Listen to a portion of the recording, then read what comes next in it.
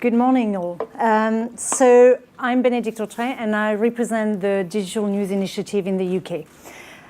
So you may know that I'm standing in for Christian, who works on the Digital News Innovation Fund. And so he couldn't come here today, so I'm standing in for him.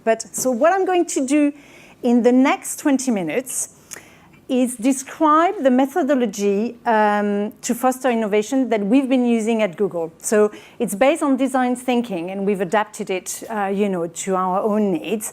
And we've been using it, externally and internally. And the external part is the part that Christian is familiar with. So he could tell you more real-life stories than I can, but I hope I can, do a good job at presenting the methodology. And then what I thought I would do is I will add a little twist, kind of in the middle towards the end, and bring my personal view on this methodology. So I hope you'll play games and be gentle with me. But here we go. So moving on to the next slide. So you may think that this statement is a bit of a cliche, but at the end of the day, it works. And so it's a set of tools, techniques, and principles that follows some clear steps and that create the right environment to foster innovation. And I'm going to take you through those steps.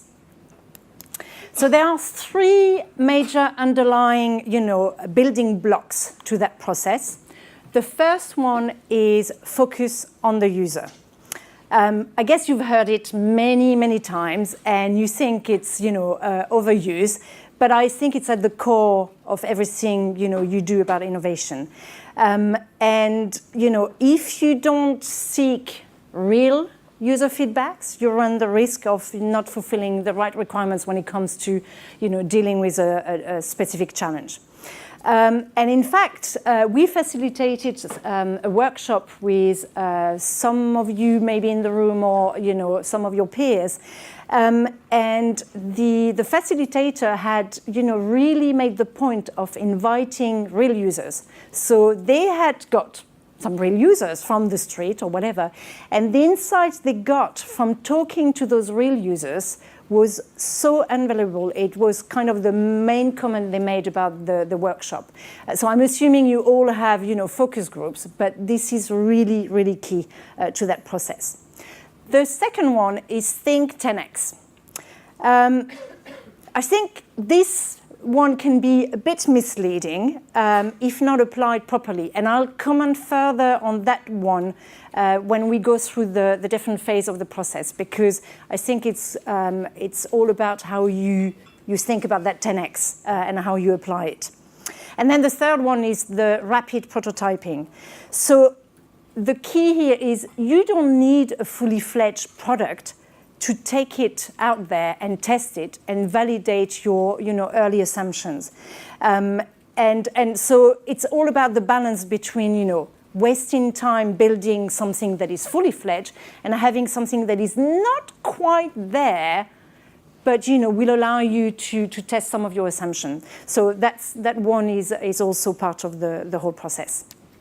So just going through the different steps of the process. The very first step is not shown on this slide. It's about taking time to define the challenge you want to solve. That's, the first step. And it should be really defined, really contained. So not too broad, not too narrow, but that should be your starting block. And so once you have that challenge, you need to gain insight related to that given challenge. Insight is not to be confused with data. And here, I'm going to borrow a quote from a guy that I don't know, but I thought that was a very good quote.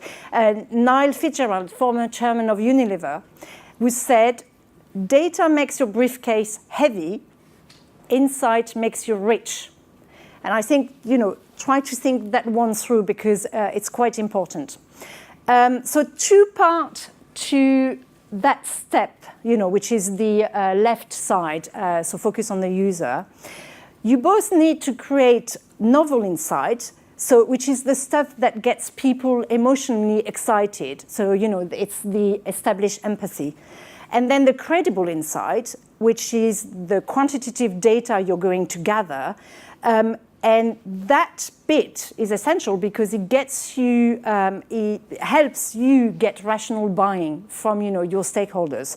So you can't, have one or the other. You have to have the two together. And then, so that's the left part of the slide. And then you move, so once you've gathered your insights, you move into what I would call expansive mode, which is why you have this, shape, which is really, I would refer to my comment earlier that I made about the 10x. So the 10x is not the end goal here. It's just about the mindset and the way that you create the right condition to generate lots of ideas. And no idea is a bad idea. So this is really about expanding and going wide. And then will come the point of reduction. But you need to go through that phase of expansion first. So I've got 7 tips on how to create the right conditions for a productive brainstorm. The first one is get into alpha. Right, so this is a bit of the psychology territory, which I'm not proficient in, but I really want to make that point. You have your conscious brain and your unconscious brain, and the conscious brain is about 15%, and the rest, 85% is your unconscious.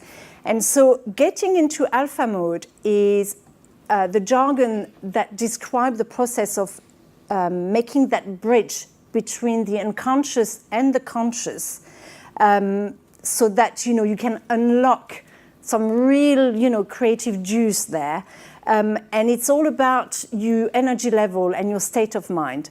And so there are 4 different frequency brain, and alpha is probably the most the ideal one to get that innovation going. So anything you can do to get into alpha is a good way before you start the brainstorm. Then you need a strong facilitator. And that facilitator should be a master at signaling at each step of the process what the group is going to do. And in fact, talking about the group, I should say that brainstorm is not 20 people.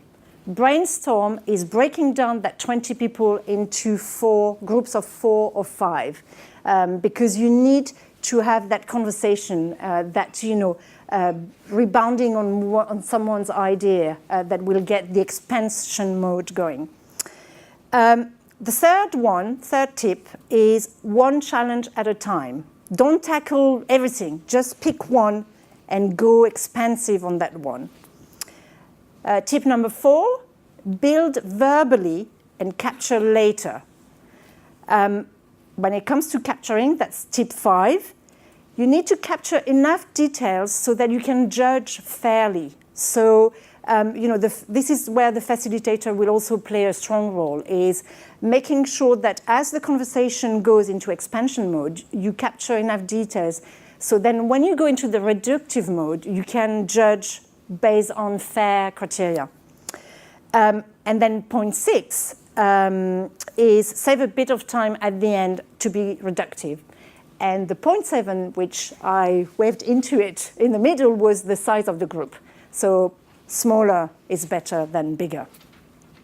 And then you move on to prototyping and testing. And this is where I'm weak, so I can't provide you any insight into how the process goes there. But the key point is nimble, agile, and try to do, even if it's not to prototype, even if it's not a fully fledged solution. Right, so this slide is just about, we've picked some techniques that are being used in the workshop that we can facilitate. And it's just as, I suppose, brain starter for you to think about, how you could apply that when you have your own brainstorm. So that what if is a good one. I've experienced it in a recent training that I attended. And it's all about the kind of provocation method. And so there is a technique that is called rope of scope, where effectively, so you're doing that expansive mode, and you can have, a square in the middle or whatever. You just draw a circle with a rope. And the one person will be on the receiving end of the provocating questions. And so the provocating questions are, what if? And then you just go, completely outside of what is possible. It's a bit like, challenging and provocating questions. And then the person who's on the receiving end will respond to that what if question with placing, okay, if I think about that what if question, it's in my rope of scope or it's outside, and then you can place it, as far as you can. The point here is not about where the question lands, it's about what happens next. And what happened next is why. Don't underestimate the power of the question why. And so when that conversation goes about, this expansion mode is, why are you telling me that you place that question here? What is it that made you, judge where it sits in or outside of the rope of scope? And so you capture a lot of valuable, information going through that process. The user focus is an interesting one. I recently, participated in our team of site, and we were trying to define who our users were, so internal and external users. And we went through an exercise where we had kind of a made-up profile. So we had a little cartoon describing that user, a statement, like a verbatim from that user, and it just helps crystallize, who that typical user is, and you do that for each of your segments, and that just helps, refine how then you go about, defining solution, because you're really catering to the needs of those pockets of users. So I've already talked about the 10x thinking. Yes, and. So when you're in a brainstorming phase, it's all about, again, that alpha mode and that mindset. Some people, some personalities will be more about reductive. So they just want to get to the solution, and they're going to shoot it down and say, well, we've already tried that and it didn't work. So, try to expand, still be in that expansion mode and say yes and, as opposed to yes but.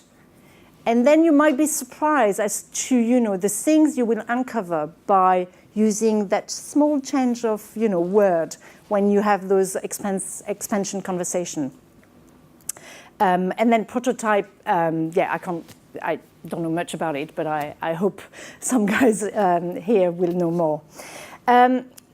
So what we've done is we've designed this workshop, and it's just those techniques, and we have a facilitator that can help. And so we've made that workshop available to some of our partners, some of the industry associations that we work with, and it can be as long as you want it to be. And, it's all about trying to create the right environment for you to take a challenge and build on it.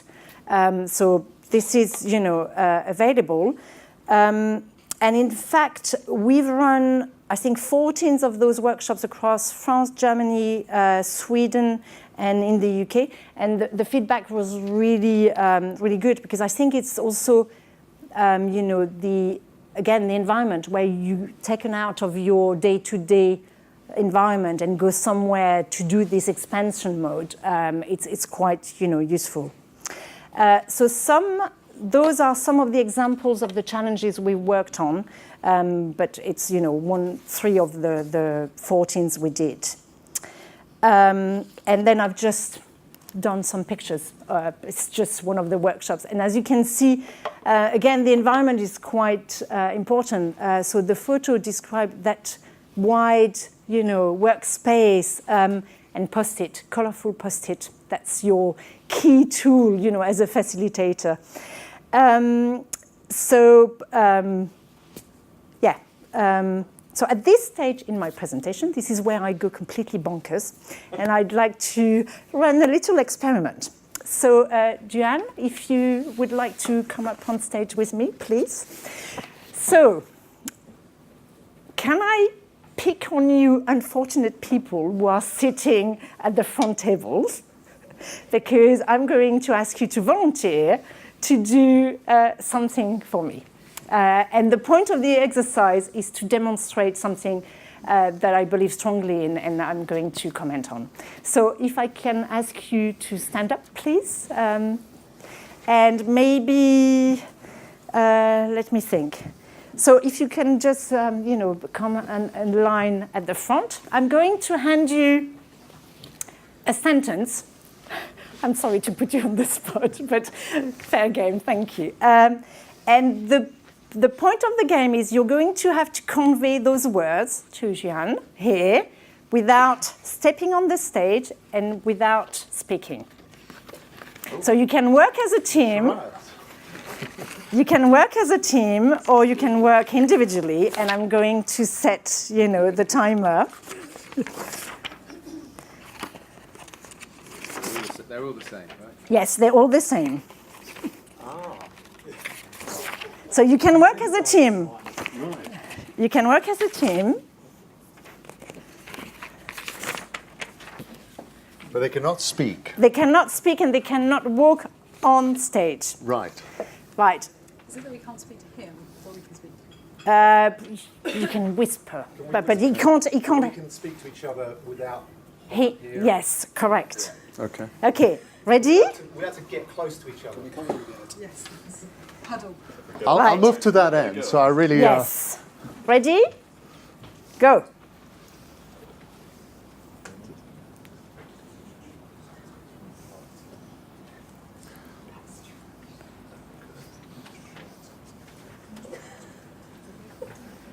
Okay, we're ready. Yeah. Okay, go.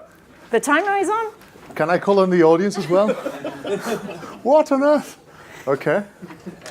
I have to say I'm really, really impressed, Dylan. No, It's scary. I was in full charades mode, but So, he's completely ruined the point I was going to make.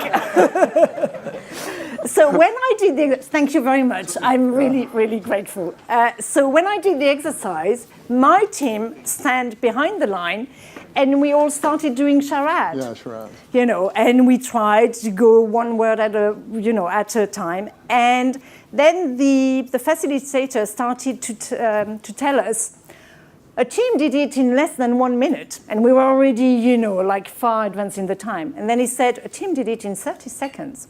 And then he took those external prompts for the team then to realize that, we were playing with the constraint we'd given ourselves, based on what we always did. And so we hadn't challenged, the rules of the game right from the get-go. And so we were keeping, doing this impossible task. So, Gary, thank you, Juan. And so the point I wanted to make here is that we all have rivers of thinking, meaning we all have our, the stuff we've been living since we're kids. And our experience, our work experience, everything we've lived that will make us judge and go into reductive mode right from the beginning. And so one should always assume we are in a river of thinking. And once you acknowledge that, then you are really in the right state of mind to do innovation. And so that principle is coming from a psychologist called Edouard de Bono, and he wrote a book called 6 Thinking Acts. And I think he's got some videos on YouTube if you want to look him up.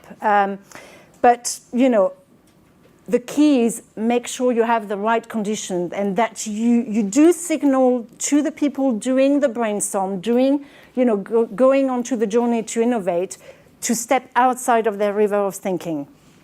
And for me, it crystallized into, and I realize the slide is slightly small, but it's those 5 pillars that will show, what you need to keep in mind to ensure that you have the right conditions to foster innovation. So being aware of the brain frequencies. So I talked a little bit about the alpha mode, and this is quite key.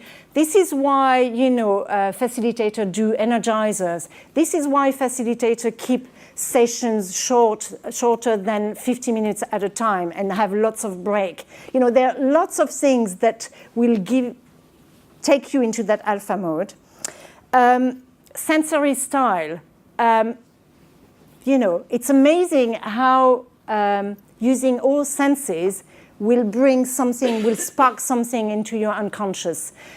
So I was doing a little brainstorm exercise with a team, and we were in the countryside in Lewis, and he picked a little things of lavender, and he got us to do an energizer just by smelling the lavender, and that just brought us into that, alpha mode.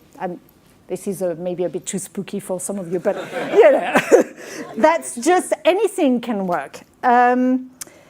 So the third one is always assume you're in a river of thinking. So keep, reminding yourself of that. Signaling. So the signal is very important, and it's the role of the facilitator, just to make sure that everybody understands what they're set to do and what is the phase they're in. Like that expansive and reductive, you need to signal where you are, because your frame of mind will be very different depending on that stage. And the final word is state of mind, which is, bringing it all together. And that leads on to, we're here to facilitate any innovation or, any challenge you want to brainstorm. And this is just providing you with the tools and the facilitator. That's it for me.